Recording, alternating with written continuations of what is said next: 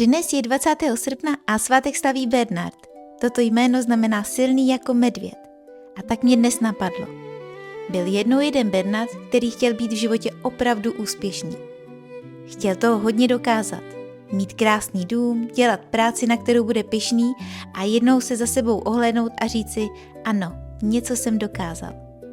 A tak se pořád hnal dopředu. Až jednoho dne seděl sám u stolu a najednou si uvědomil zvláštní věc.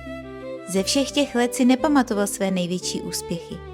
Pamatoval si vůni lesa po dešti, smích s přáteli, odpoledne, kdy jen tak seděl s tátou na zápraží a jeden obyčejný den, kdy tvořil a úplně zapomněl na čas. A tehdy pochopil, že možná není nejdůležitější, co po sobě v životě zanecháme. Možná je důležitější, jak hluboko jsme do něj sami vstoupili. Protože život se možná nepočítá podle toho, kolik jsme toho stihli, ale podle toho, kolik okamžiků jsme opravdu prožili. Takže jestli dnes chvátáš, zkuš se na chvíli zastavit a zeptat se sám sebe, až se jednou ohlédnu, budu si pamatovat, že jsem to opravdu prožil.